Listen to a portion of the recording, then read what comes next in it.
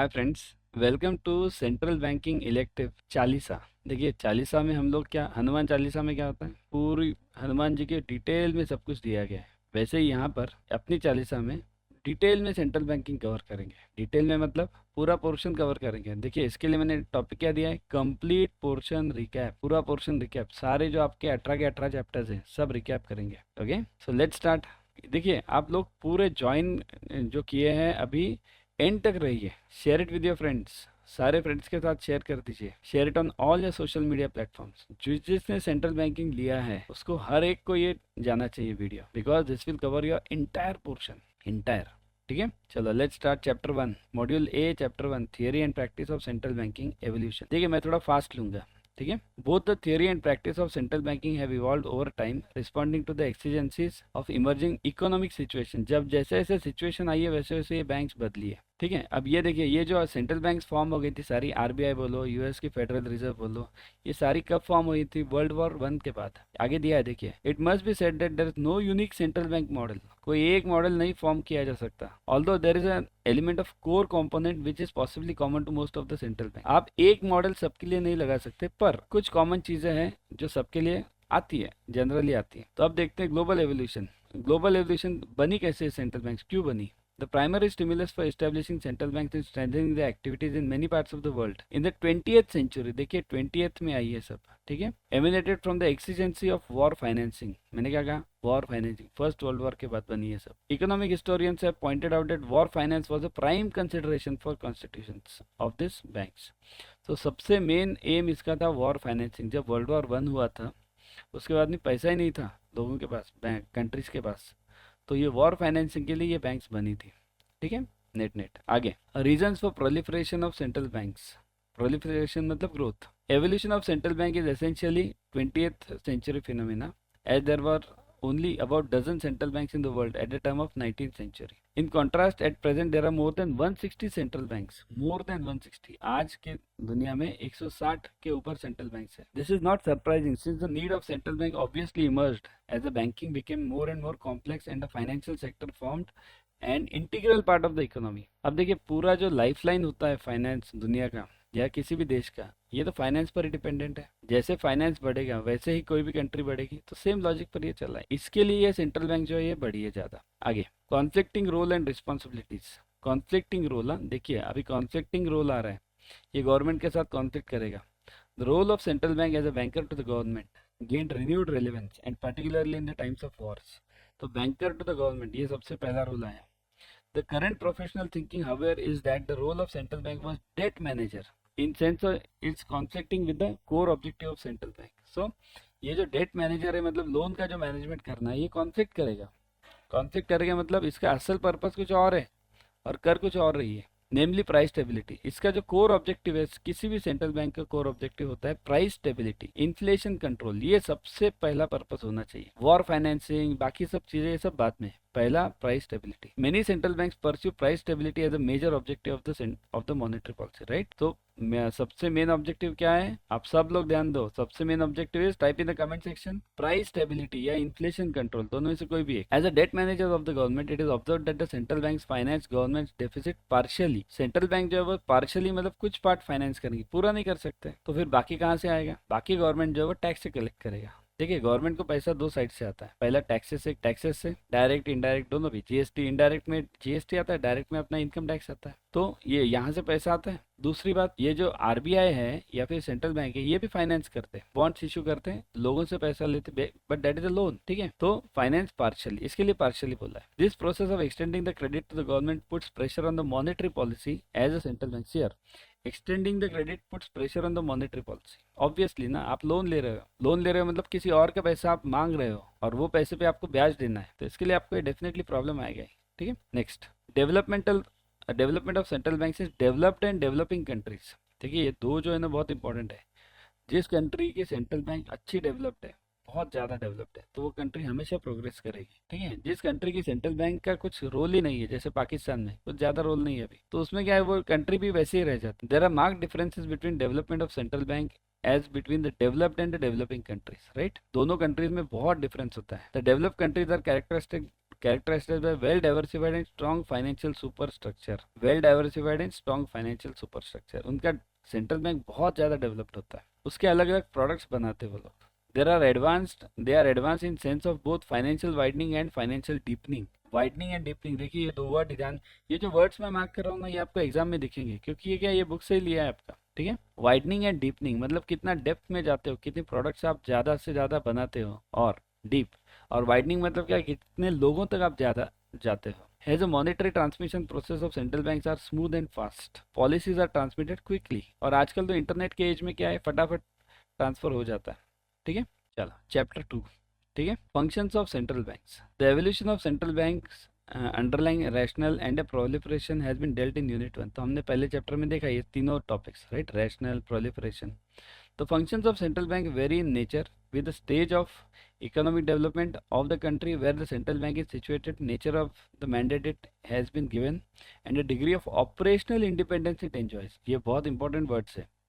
Operational independence, nature of mandate, ये सब चीज़ें जो है ना आपको बहुत इंपॉर्टेंट है. Operational independence, nature of mandate. इसको मैंडेट क्या दिया है, किसी भी बैंक को, सेंट्रल बैंक को एक फिक्स मैंडेट होता है. वैसे देखा जाए तो सबका मैंडेट एक ही, हमने देखा अभी चैप्टर 1 में, क्या, प्राइस स्टेबिलिटी. ठीक है. फिर भी क्या है, कभी कभी कोई कोई गवर्नमेंट्स बोलती है भाई हमको फाइनेंस करो ज़्यादा, तो उनको मैंडेट थोड़ा चेंज हो जाता है. The issue of operational independence gains relevance as central banks are given the responsibility of maintaining the price stability. है कि नहीं. तो मेन पर्पज है इनका price stability, right, as a core objective. Since money and credit are obverse and reverse of the same coin, credit policy emerges as an adjunct to the monetary policy. So credit policy and monetary policy जो है ये दोनों reverse भी है of the same coin, money and credit. ये क्या होता है, देखिए पहली बात आप समझो, मनी एंड क्रेडिट मतलब क्या है, कि पहले आरबीआई का मेन रोल होता है क्रेडिट डेवलप करना, क्रेडिट सिस्टम सीआरआर पर बेस्ड. जितना सीआरआर को वो ज़्यादा इंपॉर्टेंस देगा, वैसे आपका जो है ना क्रेडिट सिस्टम बढ़ते जाएगा. जो गैप रहेगा उसके बीच में,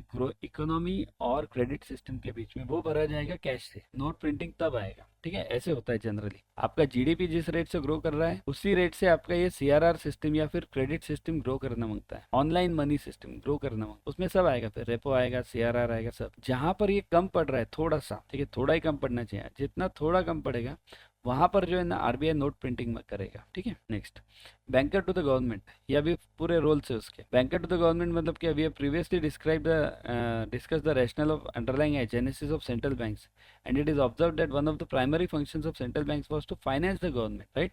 गवर्नमेंट फाइनेंसिंग ये सबसे इंपॉर्टेंट रोल था इसमें पहले जब बना था वो.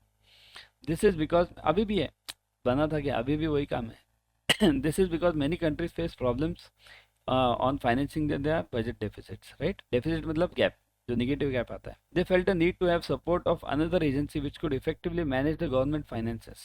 The central banks are in a unique position to discharge their functions. ठीक है. तो financing the government, banker to the government, ये समझा. Next, banker to banks. Another important function of central banks across the globe is to act as a banker to the banks. तो इसमें क्या होगा, in this they are interested with the task of maintaining financial stability. ये stability मतलब कैसे है, कोई bank fail हो गया, कोई एनपीए हो गया, बैंक भी एनपीए होते हैं ना, बहुत से केसेस देखे हमने, तो उसको संभालना कैसा, ये बैंकर टू बैंक है. They act as a lender of last resort in times of crisis. ये बहुत इंपॉर्टेंट है. लेंडर ऑफ लास्ट रिजॉर्ट कब आता है, इन टाइम्स ऑफ क्राइसिस. क्राइसिस मतलब कौन सा क्राइसिस, जैसे कोविड आया था, कोविड में क्या हुआ था, इट्स अ क्राइसिस. तो इसमें क्या होता है, ये act as a lender of last resort. इसमें क्या होता है कि लेंडर ऑफ लास्ट रिजॉर्ट में आपका ये बनेगा कि जब सब कोई पैसा नहीं दे पाएगा तो आरबीआई पैसा देगा. अभी अपने यहाँ पर वो नहीं किया था, फॉरेन में अपने बैंक्स ने क्या किया था, लेंडर ऑफ लास्ट रिजॉर्ट काम किया था. सब लोगों को सीधा कैश दिया था, यूएस में, यूके में. हम लोगों ने नहीं दिया था. So that is lender of last resort. तो financial system in early, of course उसमें नेगेटिव पॉइंट्स बहुत है, अभी वो सब फेस कर रहे हैं, but that is separate part. तो financial system in early days as it is now is essentially the bank dominated system. Hence the focus of central banks is on financial stability of the banks. Banks का stability, that is important. Lender of last resort was the first financial stability function that the central banks performed. ठीक है. आगे अब ये उसको deep में दिया है. Central bank performs the task of rescuing banks whenever they face the crisis situation. Rescuing a bank crisis is an event in which many or even all the banks in the banking system face sudden demand from their creditors depositors and the farmer is unable to meet their demands. मतलब इसको कहते हैं run on the banks. ठीक है, इसको कहते हैं run on the banks. तो जब सब लोग पैसा उठाने को आएगा, सब डिपॉजिटर्स एक साथ आएंगे, ठीक है, sudden demand for the deposit from the depositors, तो उसे कहेंगे run on the banks. There are different hypothesis of origin and propagating, वो ठीक है, चलो ये इंपॉर्टेंट पार्ट इतना है। Monetary policy function, monetary policy function form the core of central banking operations and constitute one of the key functions. It was seen earlier that in the formative years, government took the initiatives in many countries in setting up the central bank, entrusting them with the financial stability function of lender of last resort, managing public debt, acting as a bankers to the banks and discharging the note issue function. ठीक है, ये 4-5 function सबसे important है। ठीक है, कौन कौन से? फाइनेंशियल स्टेबिलिटी मैं मार्क करता हूँ, ये फिर से देखना आप। ठीक है, financial stability of lender of last resort, managing public debt, banker to banks और note issuance. At that time the central banks based on their note issuance function against gold backing. देखिए gold backing था पहले, अब gold backing निकल गया, बहुत पहले निकल गया। gold backing वर्ल्ड वॉर के बाद आया था, यूएसए ने बनाया था ये सिस्टम, बाद में यूएसए ने खुद ने निकाल दिया उसको और उसको बैक किया पेट्रो डॉलर से, अभी वो भी निकल गया। Gold banking, the process of note issuing function by central banks brought about some degree of discipline as it arrested an unplanned and ad hoc expansion in the currency. So note issuing जो function है, ये इसने क्या किया है, note issuing function ने, कि some degree of discipline as it arrested unplanned and ad hoc expansion in the currency. नहीं तो क्या कोई भी कैसे भी नोट छाप सकता है। अभी बिटकॉइन क्या हुआ है या फिर आपका क्रिप्टो करेंसी क्या हुआ है, that is obviously same type of logic. कोई भी उठ रहा है, एक क्रिप्टो करेंसी बना रहा है, afterwards within 2 months it gets failed, right, और लोगों का पैसा डूब जाता है। Same thing was happening earlier, so that's why central bank was brought in. अभी सीबीडीसी जो है वो भी क्रिप्टो करेंसी है सेंट्रल बैंक का, राइट, पर वो क्या है, ट्रस्ट जो होता है वो इश्यूअर पर होता है। देखिए प्रॉब्लम हमेशा नोट्स में, करेंसी में, क्रिप्टो करेंसी में, किसी भी नेगोशिएबल इंस्ट्रूमेंट में, these are all negotiable instrument, ये नेगोशिएबल इंस्ट्रूमेंट्स में problem is not of the machinery or the process, problem is always of the issuer, देने वाला कौन है। ठीक है, अब सीबीडीसी क्यों स्ट्रांग है, क्योंकि उसका इश्यूअर जो है वो आरबीआई है। ठीक है, तो उसके लिए प्रॉब्लम नहीं है। सीबीडीसी और क्रिप्टो करेंसी में कुछ फर्क नहीं है वैसे देखा जाए तो, फर्क सिर्फ इश्यूअर का है। ठीक है, चलो आगे। Currency issue and management, the primary function of the central bank is a monopoly of the note issues, right, ये नोट कोई और नहीं छाप सकता, मोनोपोली ऑफ नोट्स। आप और मैं छाप सकते क्या नोट? नहीं, जेल जाएंगे। Before central banks took over the currency issue function, several private banks used to perform this function, है कि नहीं? देखिए कोई भी उठ रहा है और नोट छाप रहा है तो private banks used to perform this function, तो परफॉर्म दिस इज, ये बहुत डेंजरस सीन होता है। This led to the circulation of numerous currencies of varying degrees of acceptability. ये अभी क्या हो रहा है, अभी वही तो हो रहा है क्रिप्टो में। There is no control either on the quantum of the currency issue or management of the issue of such issue in accordance with the requirements of the economy at large, है कि नहीं? RBI जब भी currency issue करेगा वो क्या करेगा, वो देखेगा इकोनॉमी में कितने की जरूरत है। अगर किसी प्राइवेट बॉडी को आप दोगे या प्राइवेट बैंक को दोगे तो क्या होगा, वो उसके दिल में आएगा उतना छापेगा। इकोनॉमी को क्या चाहिए क्या नहीं, मैंने क्या एक इक्वेशन दिया कि जीडीपी ग्रोथ और आपका जो क्रेडिट ग्रोथ है, सीआरआर का ग्रोथ है या रेपो का, दोनों का मिलके जो ग्रोथ है, उसका जो गैप बचेगा वो फिल करने के लिए नोट्स छापे जाते हैं। तो ये आरबीआई को पता है, प्राइवेट बैंक थोड़ी देखेंगे ये सब। अब प्राइवेट बैंक का मतलब आज की प्राइवेट बैंक मत लो, आपकी सारी नेशनलाइज बैंक पहले प्राइवेट बैंक की थी, सारी नेशनलाइज बैंक्स, ठीक है, पहले वही थी। तो उसका मतलब ये होता है, so there is no control either on the quantum of the currency issue or management of such issue in accordance with the requirements of the economy at a large, right. Accordingly this dispensation is not only created confusion in the minds of the people but also led to the credibility loss of credibility, बराबर है ना। Credibility मतलब क्या, trust ही loss हो जाएगा लोगों का। Payment and settlement system, ये अभी फंक्शन है आरबीआई के सारे। पेमेंट एंड सेटलमेंट मतलब क्या, फंड ट्रांसफर करना। Payment and settlement system plays an important role in facilitating financial transactions. Financial transactions involve both receipt as well as payments. Settlement of transaction in cash is never an issue, but the other forms of payment involve intermediaries and unless both ends of the transactions are complete, a transaction may not be settled. तो both ends मतलब लेने वाला देने वाला दोनों ends complete होने चाहिए। और ट्रांजैक्शन का मतलब क्या है कि ट्रांजैक्शन का मतलब फाइनेंशियल भी होता है और उसके अगेंस्ट कुछ तो दूसरा होना चाहिए। मैंने अगर सब्जी लिया तो ही मैं पैसा दूंगा, तो दोनों एंड्स कंप्लीट होने चाहिए, वरना वो ट्रांजैक्शन सेटल ही नहीं होगा। लेने वाला देने वाला दोनों ने अपनी ड्यूटीज फॉर्म करनी चाहिए, right. Next, maintaining internal value of the currency, ये भी इंपॉर्टेंट पार्ट है। Internal value, apart from acting as a medium of exchange and unit of account, money also functions as a standard deferment payment as a store of value. देखिए पैसे का main importance क्या है, आप note पकड़ोगे, कोई भी note मैं आपको दूंगा तो उसका इंपॉर्टेंस क्या है, 100 रुपये का नोट दिया, आज के 10 साल बाद भी वो 100 रुपये का नोट 100 रुपया ही रहेगा। ऑफकोर्स उससे वैल्यू कम होगा पर 100 रुपया तो रहेगा, वो 100 का 10 रुपया नहीं होगा। Number 1। Number 2, it can be stored, मैं उसको संभाल के रख सकता हूँ, मेरे कबर्ड में रख सकता हूँ। Stored, it is accepted by all. देखिए अगर मैं बोलूँ आपका पुराना 1000 रुपये का नोट था ना 2016 में जो बंद हुआ था, है कि नहीं, 500 और 1000 के नोट बंद हुए थे, कल अगर मैं बोलूँ कि भाई वो नोट मेरे पास है, आप लोगे क्या? नहीं लोगे। क्यों? क्योंकि लोग एक्सेप्ट ही नहीं कर रहे हैं। तो करेंसी का मेन यूज होता है, क्रिप्टो में भी वही है, सीबीडीसी में भी वही। जब लोग एक्सेप्ट करेंगे तभी तो वो चलेगा। Storage of value, deferred payment, मतलब आगे के पेमेंट के लिए भी वो काम में आना चाहिए। स्टोर ऑफ वैल्यू, और तीसरा एक्सेप्टेंस बाय ऑल, ये भी इंपॉर्टेंट है। As a standard of deferred payment, money acts as a unit of accounts in terms of which future payments are stipulated, right. Deferred मतलब भविष्य के पैसे। This applies to payment of interest, rent, salaries, insurance etcetera. मतलब जो कुछ भी मुझे देना है आगे, वो तो मैं कैश में दूंगा ना। तो ये कैश मतलब क्या है? वही तो नोट है। आगे, maintenance of external value of the currency. देखिए अभी इंटरनल देखा हमने, अभी external. The maintenance of external value of the money received utmost importance of the central banks in many economies, even in the 17th century. The function assumed importance in view of its implication of international trade and finance. So external value मतलब क्या? International trade और finance. अपने रुपए का जो value होता है वो इंटरनली अलग होता है, बाहर अलग होता है। बाहर पर जो होता है उस पर से अपना इंटरनल वैल्यू चेंज होता है, क्योंकि हम लोग अभी इंपोर्ट एक्सपोर्ट पे डिपेंडेंट हो गए। In order to ensure the credibility of international transactions, some countries started linking their currencies to gold. Gold को लिंक किया। देखिए अभी वो निकल गया, पर अभी फिर से नया ट्रेंड आ रहा है। आप अगर वर्ल्ड इकोनॉमिक्स या पढ़ते होंगे तो आपने वो ट्रेंड देखा होगा। रशिया ने उसका रूबल लिंक किया है गोल्ड के साथ। In other words, unit of currency of a country on gold standard expresses its currency unit in terms of certain quantity of gold of certain fineness, right? मतलब वो अपना crates बोलते हैं अपन, कितना 24 कैरेट 23.9999 ऐसा बोलते हैं उसको। तो गोल्ड के साथ में देना मतलब अगर मैं वो नोट जाके गवर्नमेंट को दूँ तो उतना गोल्ड मिलेगा मुझे, ठीक है। इसका वो मतलब है। Regulation and facilitation and supervision of financial system, ये उसका अलग फंक्शन है। मतलब बैंक्स को चेक करना, नॉट ओनली बैंक। देखिए आरबीआई अभी सिर्फ बैंक का सुपरवाइजर नहीं है, एनबीएफसी का भी है, फाइनेंशियल, हर एक फाइनेंशियल इंस्टीट्यूशन का आरबीआई भी सुपरवाइजर है।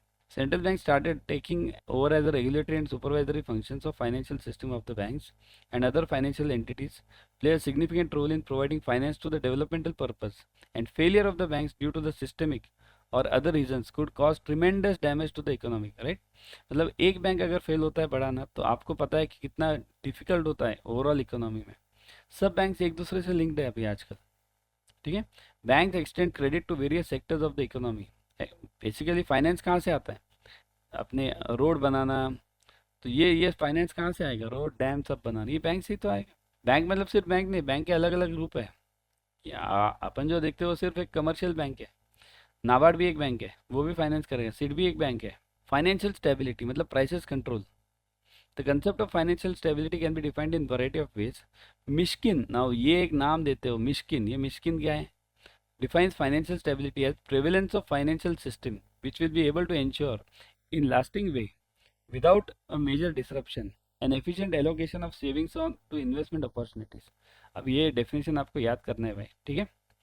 प्रेवलेंस ऑफ फाइनेंस, अब देखिए चलो एक दो वर्ड्स इंपॉर्टेंट है, याद रखो। प्रेवलेंस ऑफ फाइनेंशियल सिस्टम, अगर ये दिख जाए तो आप याद करना ये मुश्किल है, ठीक है। प्रेवलेंस ये वर्ड आएगा इसमें, of financial system, ensure lasting way and without major disruptions, an efficient allocation of savings to investment opportunities, ठीक है। अब ये इतना पूरा क्लियर हो गया इसमें।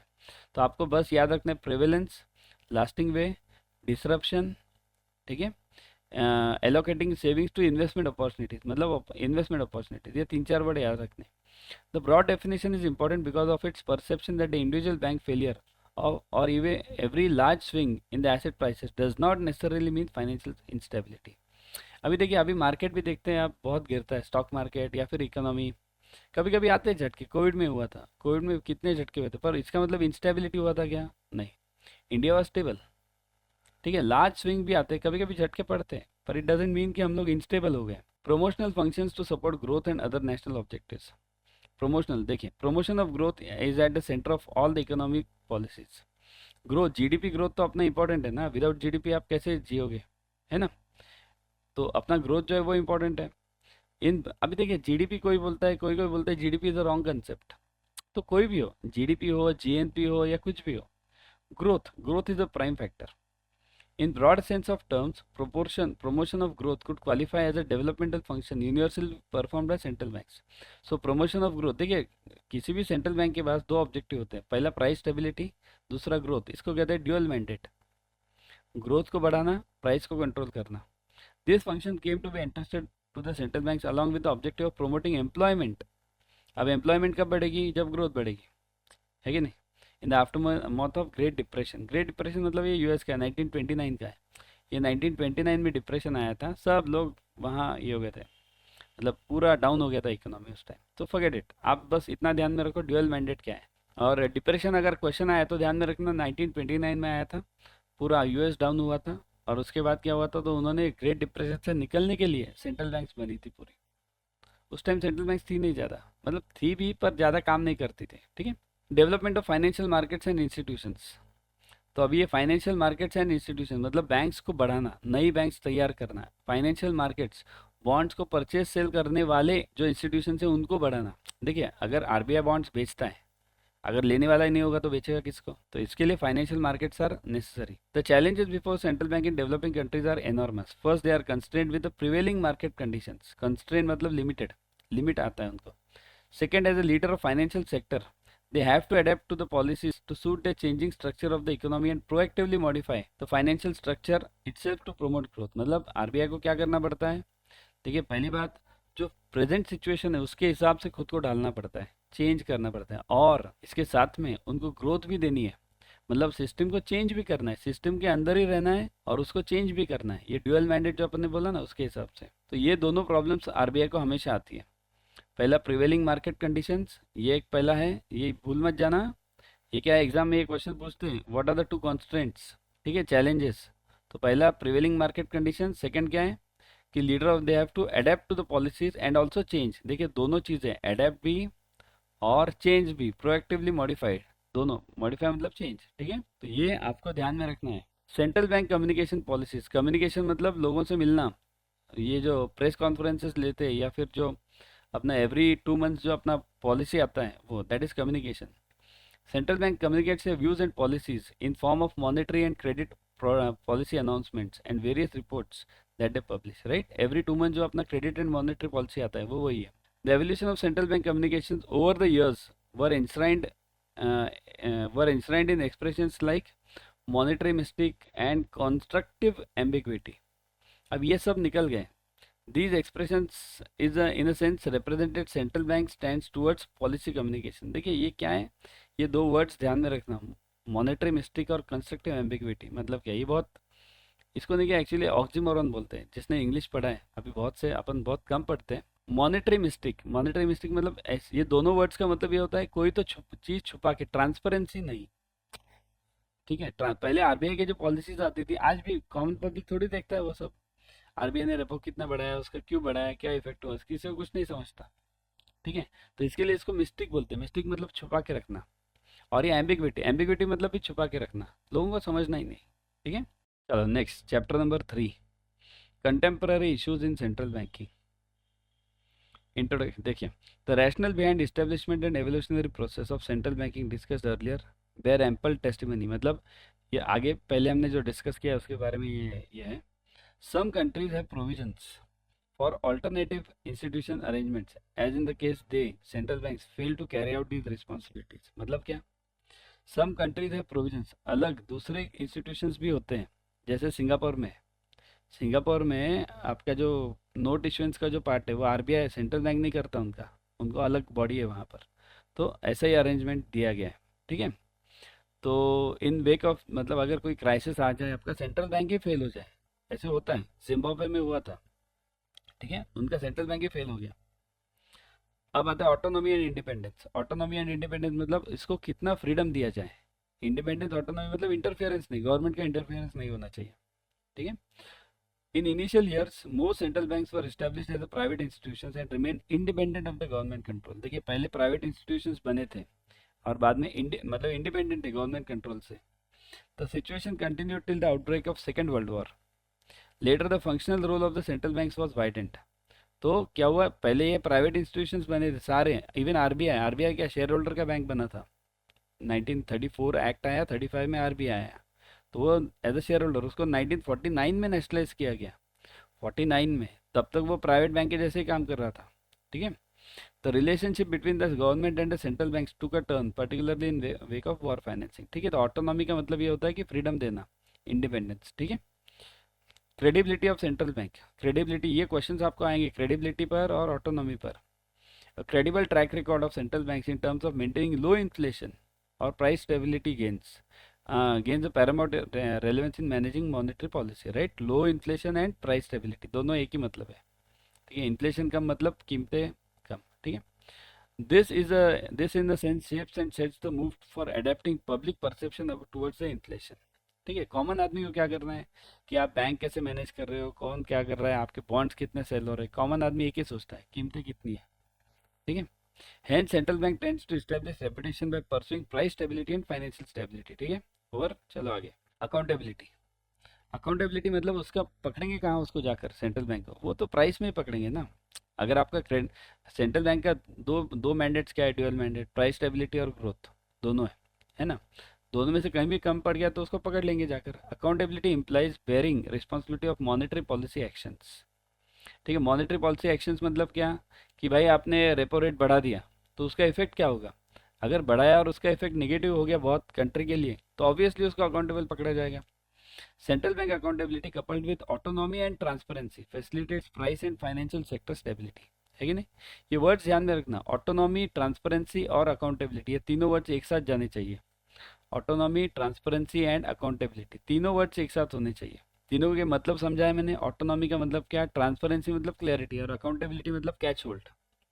फाइनेंशियल इट विल, ये तीनों अगर होंगे तो ये स्टेबल, अपना फाइनेंशियल सेक्टर स्टेबल होगा ना, which is conducive for the sustainable economic growth, ठीक है। Transparency in central bank operations, transparency का मतलब क्या भी, ट्रांसपेरेंसी मतलब क्लैरिटी।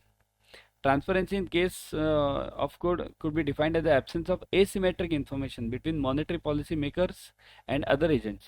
Monetary policy makers मतलब आरबीआई, आरबीआई और कॉमन पब्लिक या फिर प्राइवेट इंस्टीट्यूशंस जो भी है, उनके बीच में अगर दोनों को समझ में ना आए कि ये क्या कर रहा है तो ऑब्वियसली ट्रांसपेरेंसी नहीं होगी। आरबीआई जो कुछ भी कर रहा है, मॉनेटरी पॉलिसी जो बना रहा है, रेपो ऊपर ले जा रहा है नीचे ला रहा है, सीआरआर ऊपर ले जा रहा है नीचे ला रहा है, इसका ट्रांसपेरेंट प्रोसेस होना चाहिए। कॉमन पब्लिक को समझना चाहिए, इंस्टीट्यूशंस को समझना चाहिए, बैंक्स को समझना चाहिए, ठीक है। With the review of reducing uncertainty, तो उसको ट्रांसपेरेंसी बोलेंगे। Need for transparency has emanated for several developments in the recent years, ठीक है। Conflicts with the fiscal policy, अब ये दोनों में हमेशा झगड़ा होने वाला है, फिस्कल और इसमें मॉनेटरी में। क्यों, क्योंकि फिस्कल बनाता है गवर्नमेंट, ठीक है। फिस्कल कौन बनाएगा, government of India, finance ministry. Monetary कौन बनाएगा, आरबीआई। फिस्कल में वो क्या देखेंगे, ज़्यादा से देखिए गवर्नमेंट के ऊपर प्रेशर क्या होता है, वोट्स का प्रेशर होता है, वोटिंग। तो उसके लिए वो ज़्यादा से ज़्यादा क्या ट्राई करेंगे, लोगों को खुश करना। पर आरबीआई ज़्यादा से ज़्यादा क्या ट्राई करेगा, कि उसको कंट्रोल में रखना, क्योंकि उसको आखिर में वो मुनीम चाहिए, आरबीआई उसको संभालना है सब चीज़ें, right. So central bank is evolving is an evolving process responding to political and economic forces over a period of time. In principle, effective coordination between central bank which formulates a monetary policy and a government which is responsible for fiscal policy is required, है कि नहीं। पर ये दोनों में बहुत कम होता है, हमेशा झगड़ा कॉन्फ्लिक्ट ही होने वाला है, क्योंकि दोनों का पर्पस अलग है। एक्चुअली दोनों का पर्पस ग्रोथ है, फिजिकल भी वही, गवर्नमेंट भी ग्रोथ को ही देखेगा, आरबीआई भी ग्रोथ को ही देखेगा। दोनों ड्यूअल मैंडेट, आरबीआई का भी वही है और एक इसका भी है। पर गवर्नमेंट का एक मैंडेट वोटिंग भी है, which is not a mandate for RBI. तो गवर्नमेंट कहीं ना कहीं थोड़ा सा वहाँ पर थोड़ा सा छूट दे देगा कि भाई लोगों को ले लो, जैसे अभी सब्सिडीज वगैरह दिए जाते हैं सब, ठीक है। चलो let's start with module B, right. Module B chapter number 4, RBI. अभी स्पेसिफिकली अपन आरबीआई पे आएंगे। अब तक क्या था, पूरा वर्ल्ड का था, ये वो ये कैसे बनी क्या बनी, अब स्पेसिफिकली आरबीआई पर। अब आरबीआई पर क्या introduction. Functions and working of Reserve Bank have been continuously evolved since its inception 1935, responding to the country's scenarios from time to time and in line with the theoretical and functional development। मतलब RBI का functions change होते गया, ठीक है, that's okay इतना। Organisational evolution, अब organisational मतलब क्या, previously that the two traditional functions of central bank are note issuance functions and acting as a banker to the government। तो पहले दो फंक्शन इसके यही थे, नोट इश्यूएंस, नोट छापना, और दूसरा बैंकर टू द गवर्नमेंट, ठीक है। बाद में क्या हुआ, the history of central bank shows that these two functions have either carried out by an existing bank or by new bank setup for the purpose even before the bank came to be known as a central bank. मतलब RBI पहले भी note छापता था, ठीक है। देखिए इसका deep में अगर आपको थोड़ा स्टडी करना है तो आपको थोड़ा सा मेरा क्लासेस में जाना है या फिर मेरे क्वेश्चन बैंक जो है उसको देखने, ठीक है। क्वेश्चन बैंक और ये साथ में पढ़ना। क्वेश्चन बैंक और ये दोनों भी साथ में पढ़ना, तो आपको ये समझ में आएगा, क्योंकि कुछ पॉइंट्स यहाँ कवर नहीं होंगे, कुछ पॉइंट्स वहाँ कवर नहीं होंगे। ठीक है।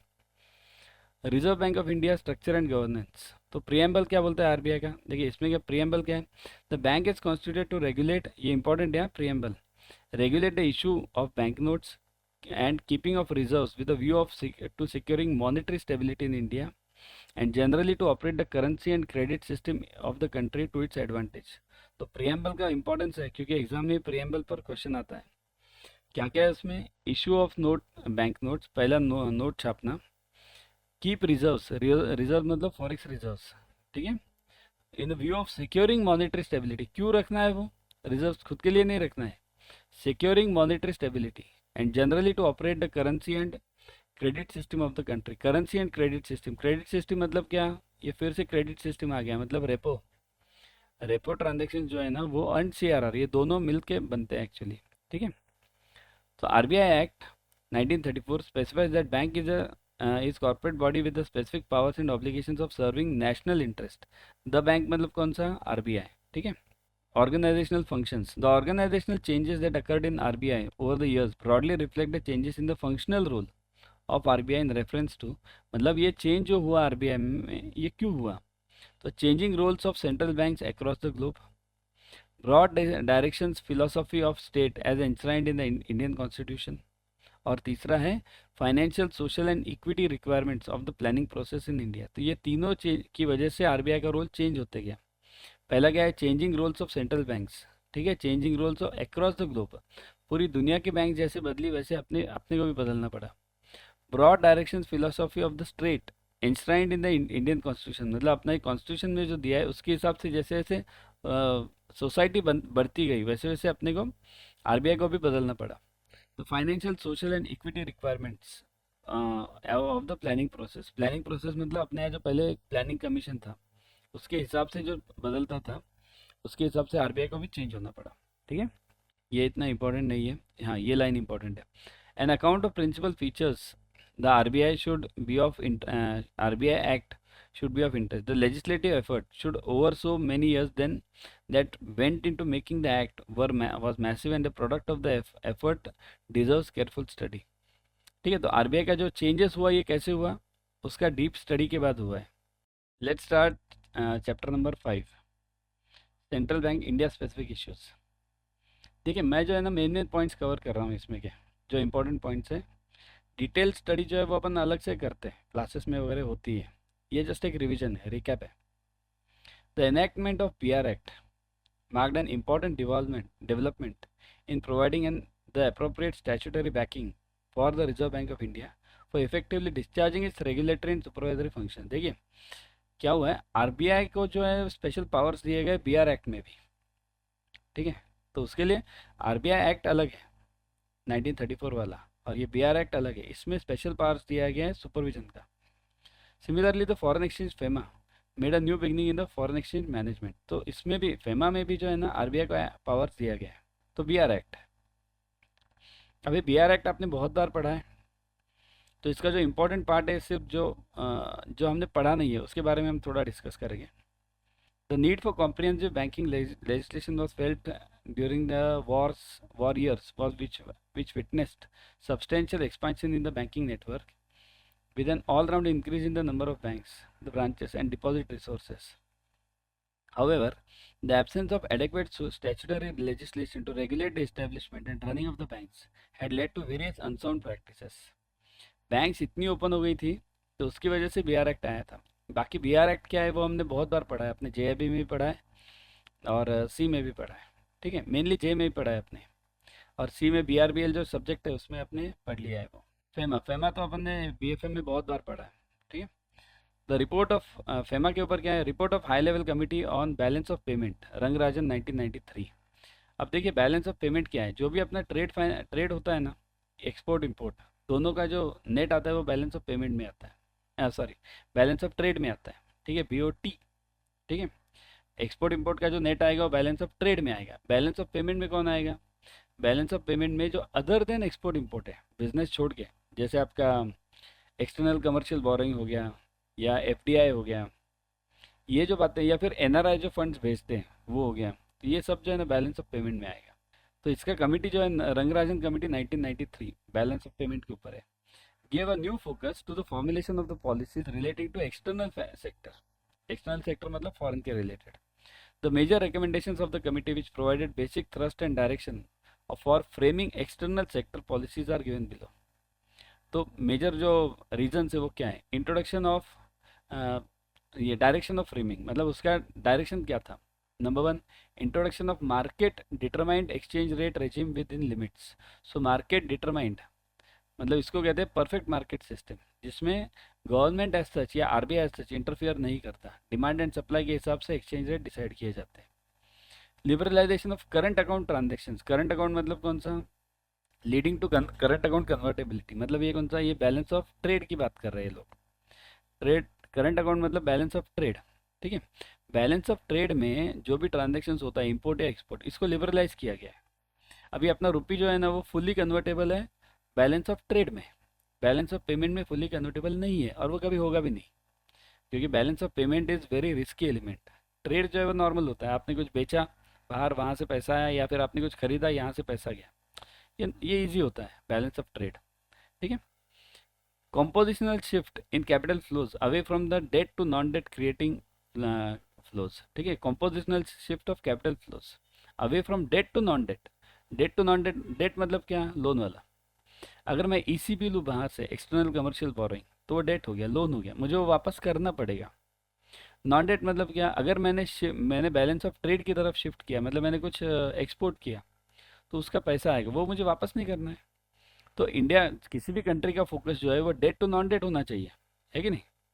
Strict regulation of external commercial borrowings specially short term debt, ये ईसीबी, क्योंकि ये बैलेंस ऑफ पेमेंट का पार्ट है, इस पर बहुत स्ट्रिक्ट है। ईसीबी जो है आपने बीएफए में बहुत ज़्यादा पढ़ा है, फिर से उसको रिवाइज कर लीजिए एक बार। Discouraging volatile elements of flows from non resident Indians, ठीक है। Discouraging volatile element of flows मतलब एनआरआई जो फंड्स भेजते हैं, तो उसमें दो पार्ट होते हैं। एक रेगुलर फंड्स भेजते हैं कि भाई माँ बाप अपने यहाँ पर है, उनको संभालने के लिए पैसे, these are called as non volatile flows. और वॉलेटाइल फ्लोज मतलब क्या? आज भेज दिया मैंने कुछ खरीदने के लिए, फिर अगले महीने नहीं बेचा, तो दैट इज वॉलेटाइल फ्लो। तो डिस्करेजिंग दैट, वो गलत है ना। अगर आपका फ्लक्चुएशन ज़्यादा होगा तो आप डिसाइड कैसे कर पाओगे कि आगे क्या होने वाला है। Full freedom for outflow of inflows, outflow associated with inflows, मतलब ये क्या? आउटफ्लोज एसोसिएटेड विद इनफ्लोज, इसका मतलब क्या होता है?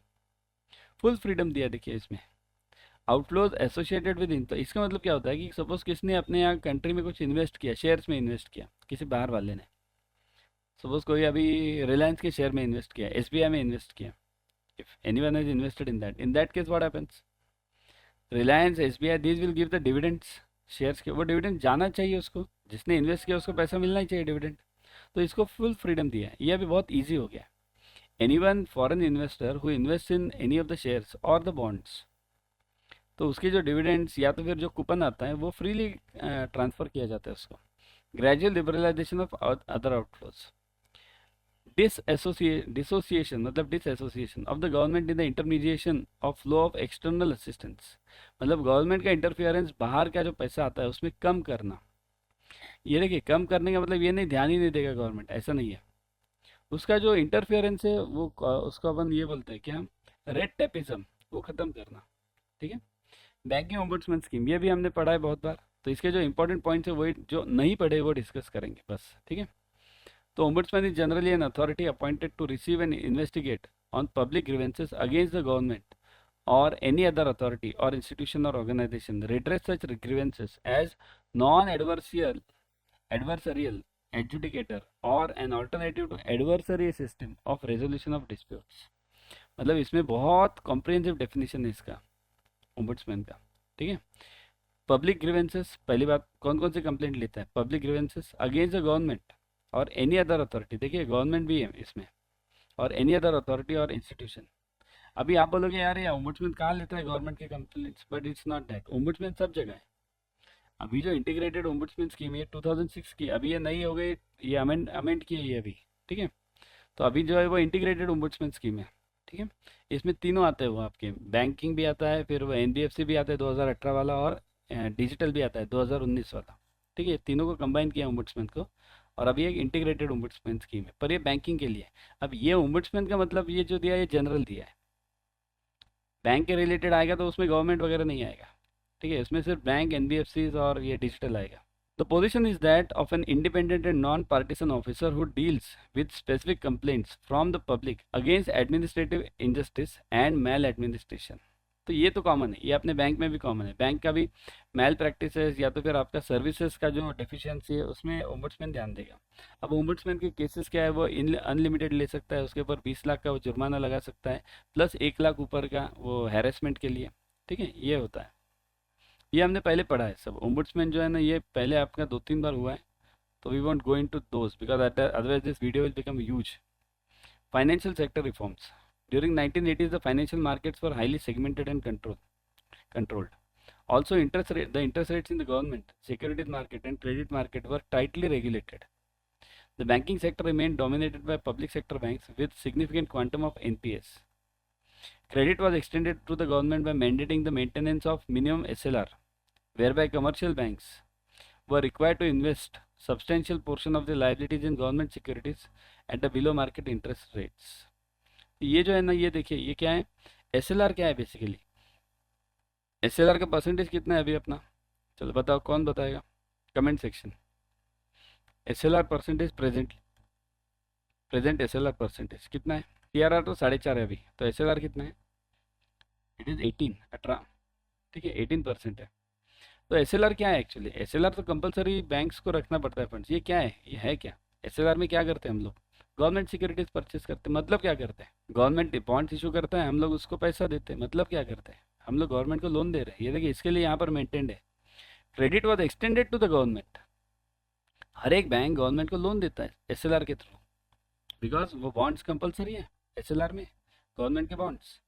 और जैसे वो बॉन्ड्स इशू कर, और वो उसका रेट क्या है, below the market rates, lowest rate में जाते हैं। Government rates are the benchmark rates, तो एसएलआर हमेशा बेंचमार्क पे जाता है। तो इसके लिए क्या ये चेंजेस हुए फिर बाद में फाइनेंशियल सेक्टर में कि भाई आपको जो 18% दिया है ये कंपलसरी उतना ही रखना है।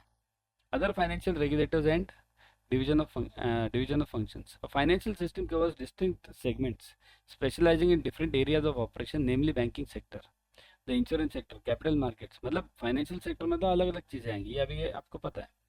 It is well recognized that regulation and supervision function exercised by authorities should eventually ensure soundness and strength of the entire financial system, right?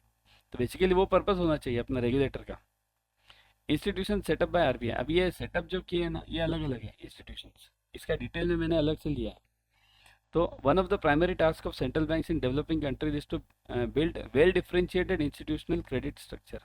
Well differentiated मतलब क्या कि आपको अलग अलग इंस्टीट्यूशंस क्रिएट करने चाहिए, जो करके वो इंस्टीट्यूशंस आपके जो हैं वो अलग अलग सेक्टर्स में जाए, अलग अलग लोगों तक जाए। Every person must get the benefit of this differentiated structure. The track record of RBI in this area is commendable. Historically, one can see the specialized financial institutions have been built up over time to cater the requirements of the agri, industry and exports. ठीक है, तो ये तीनों sector, ये तीनों जो है अपने कोर है किसी भी कंट्री के, right, agri, industry and exports. In this sense, RBI ensured the financial support to growth of these sectors as envisaged in the 5-year plans was extended. तो वेरियस 5-year प्लान्स, ये 5-year plans को फिर से आप study करो, इसमें एक table में दिए गए हैं सारे 5 years प्लान्स, ओके। अभी तो वो प्लानिंग कमीशन खत्म हो गया, ठीक है, तो उसके लिए 5-year प्लान्स भी वैसे देखा जाए तो खत्म हो गए। चलो, that is chapter number 5. Next, financial inclusion and development. Financial inclusion in the sense of access to the formal financial system for the basic financial services at a reasonable cost is now positioned as a policy objective. देखिए, reasonable cost, financial services at reasonable cost, ये बहुत important part है हर एक customer के लिए. In fact every citizen of our country should have this concept कि reasonable cost. आपका जो लोन हो गया वो कम रेट में होना चाहिए, आपका जो डिपॉजिट्स है उसका एवरेज रेट्स अच्छा होना चाहिए, ठीक है. So basically we are focusing on loans over here. So is now positioned as a policy objective in more than 60 countries. तो सभी कंट्रीज ने अभी ये ध्यान में लिया है कि भाई फाइनेंशियल सर्विसेज जो है वो रीजनेबल कॉस्ट में होने चाहिए. It is central to UN's sustainable development goals. देखिए, यूएस का 2030 का सस्टेनेबल डेवलपमेंट गोल मतलब क्या है, सस्टेन करेगा. कब सस्टेन करेगा, जब रीजनेबल कॉस्ट, लोअर कॉस्ट में लोन्स अवेलेबल होंगे. And G20 action plan on 2030 ठीक है। तो दोनों के ऊपर अगर क्वेश्चन आता है, यूएन सस्टेनेबल का गोल और G20 का एक्शन प्लान का गोल, तो financial services at reasonable cost, ठीक है। Several direct developmental effects are attributed to financial inclusion such as greater mobilisation of savings, improving conditions for, मतलब अपना जो कासा जनधन अकाउंट क्या है वो वही है ना, improving conditions for remittances, boosting fiscal revenues and improving effectiveness of financial transfers। देखिए सिर्फ ये फाइनेंशियल ट्रांसफर, फिजिकल ट्रांसफर जो है ना, मतलब फंड ट्रांसफर जो अपन बोलते हैं, उसको अगर ठीक से किया जाए, यूपीआई आने के बाद अपना इकोनॉमी क्यों बढ़ा?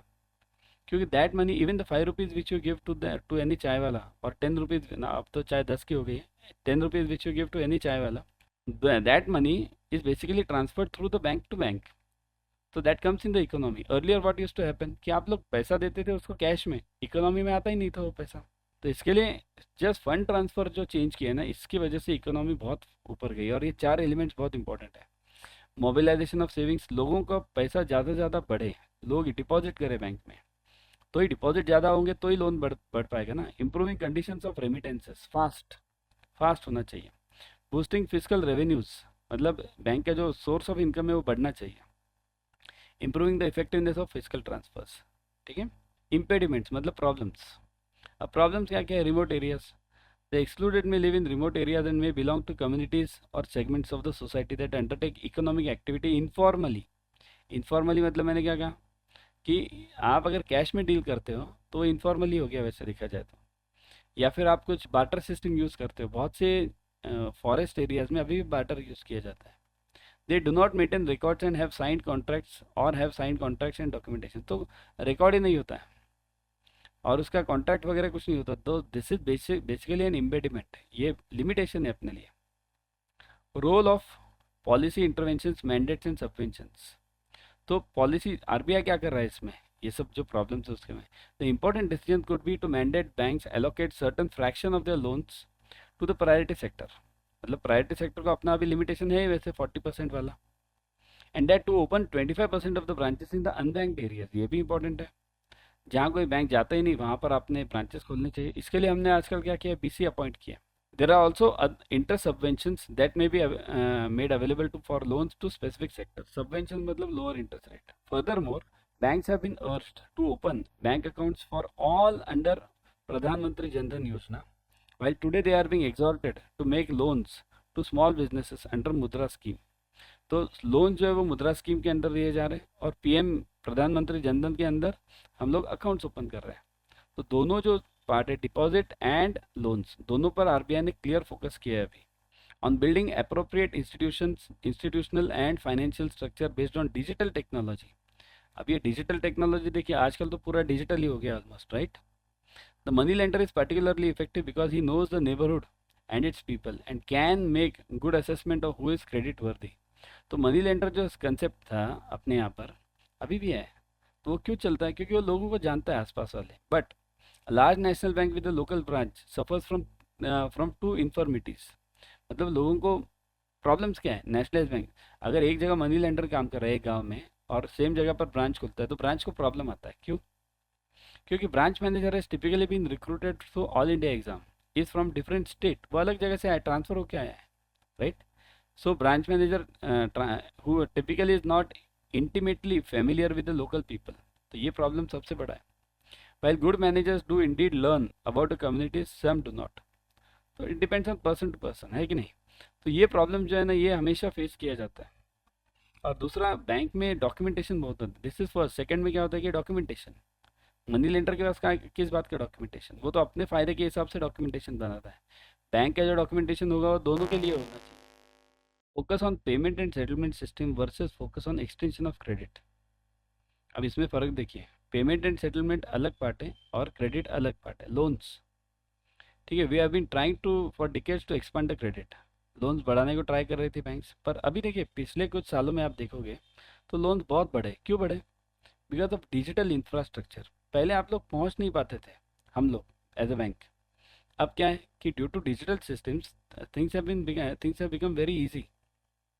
We have focus much less on easing payments and remittances, much less on easing payments. हाँ, अब ये जैसे पेमेंट्स और ईज होते जाएंगे वैसे लोन्स बढ़ते जाएंगे। On expanding remunerative savings vehicles और on providing easy to obtain insurance against crop failures. तो इन सब चीज़ों पर हमने कम ध्यान दिया है। In the emerging financial inclusion paradigm, the government and RBI are trying to expand inclusion by encouraging this products.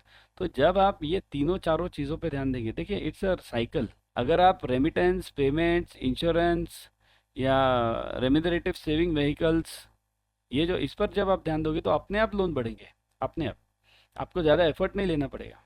तो आरबीआई को अब ये पता चला है कि भाई आपका जो ध्यान है वो लोन बढ़ाने पर नहीं करना चाहिए, कम, और पेमेंट सेटलमेंट पर ज़्यादा ध्यान देना चाहिए। यूपीआई आने के बाद देखिए अपने आप लोन्स बढ़ गए। क्यों बढ़ गए? क्योंकि प्राइवेट प्लेयर्स भी आ गए उसमें। अभी आपको पता है कि जैसे आपका आरबीआई बैंक्स अपना लोन देता है, वैसे ही बाहर जो दूसरी है, पेटीएम या फ़ोनपे या प्राइवेट इंस्टीट्यूशंस, अभी तो क्राउड फंडिंग का ज़माना है, क्राउड फंडिंग आ रहा है, right? So things are changing. So you need to change the payment systems and automatically things will get changed. Some issues and their possible resolutions. Some impediments that the excluded could face related to documents pertaining to KYC requirements. अभी KYC का problem भी solve हो गया है। अभी अपना आ गया है KYC, ऑनलाइन ही सब कुछ हो जाता है, right? Secondly, there is a need to promote and encouraging competition to prevent exploitation, right? Competition बढ़ना चाहिए, तो वो बढ़ ही रहा है अभी। अभी देखिए विद ऑनलाइन सिस्टम्स कंपटीशन बहुत हैवी है, ठीक है? अगर रेट ऑफ इंटरेस्ट जो है वो आसपास ही होता है सबका, ओनली द पॉइंट इज कौन जल्दी रीच करेगा कस्टमर को at the point. Thirdly, there is a need to ensure some flexibility and forgiveness in the financial arrangements. Flexibility and forgiveness मतलब क्या? अगर किसी टाइम किसी का मिस हो गया, जैसे कोविड में, ये फॉरगिवनेस कोविड में आया था कि जब प्रॉब्लम्स आए कोविड में, तो बहुत से लोगों को नहीं हुआ पे करना, तो उनको इंटरेस्ट माफ कर दिया गया था, तो that is forgiveness. Fourthly, there is a need for skilling and support, and finally encouraging financial literacy, ensuring consumer protection, right? Literacy मतलब लोगों को जितना पता होगा, नॉलेज होगा, उतना आपका ये फाइनेंशियल, उतना आपका प्रोडक्ट्स बढ़ेगा, उतना आपका मनी फ्लो बढ़ेगा, और उतना ही कंज्यूमर प्रोटेक्शन भी बढ़ेगा। लोगों को पता ही नहीं है अब तक कि वो किसके पास, ओम्बुड्समैन जो है ये बैंकर्स को पता है, नॉर्मल कस्टमर को ज़्यादा पता नहीं होता। तो ये लिटरेसी बढ़ाना बहुत इंपॉर्टेंट है। Financial inclusion acts as a driver of balanced economic growth, ठीक है? ड्राइवर ऑफ बैलेंस मतलब क्या है? इंक्लूजन का मतलब क्या होता है? देखिए एक जीनी कोएफिशिएंट होता है। जीनी कोएफिशिएंट मतलब क्या? गरीब और अमीर के बीच का फर्क, इसे जीनी कोएफिशिएंट कहते हैं। कोई भी कंट्री उस पर बहुत फोकस करती है। अपने यहाँ पहले क्या था कि जीनी कोएफिशिएंट जो था वो बहुत अलग था, मतलब अमीर बहुत अमीर था, गरीब। अब क्या हो गया? थोड़ा चेंज होने लगा है। क्यों? Because of this Jan Dhan account और बैंकिंग में सब आने की वजह से। अकाउंट जो ज़्यादा खुले जनधन में, मुद्रा के जो लोन्स गए, तो मुद्रा का एनपीए कितना है पता है आपको? हार्डली 2.5%। नॉर्मल बैंक से भी कम है वो। तो it's not that every one is a fraud person, ठीक है? People are good also. The last financial access survey of international monetary fund highlights the progress made by India in dealing with the last mile problem of the financial inclusion and increasing the popularity of financial products in the previous decade, right? Last mile problem मतलब क्या है? लोगों तक पहुंचना। ये Jan Dhan account जो है वो लास्ट माइल प्रॉब्लम को सॉल्व किया उसने। फाइनेंशियल इंक्लूजन प्लान्स, अब ये प्लान्स बहुत ज़्यादा है, ये मैं इतना लूँगा नहीं इसमें, आप पढ़ सकते हो, लेक्चर्स में भी लिया है, क्वेश्चन बैंक में भी लिया है। Financial inclusion plans for introduce by RBI in 2010, ये क्वेश्चन आता है, कब आया था ये? with the objective of encouraging banks to adopt planned and structured approach towards financial inclusion, ठीक है? planned and structured approach, इसके लिए ये आया था। FIP returns submitted by the banks show that the progress has been made in the provisioning of the banks banking services in rural areas and with time their usage has also increased, ठीक है? तो ये जैसे जैसे आपका last mile problem solve होगा ना, वैसे फाइनेंशियल इंक्लूजन भी बहुत बड़ा है और भी बढ़ेगा, ठीक है?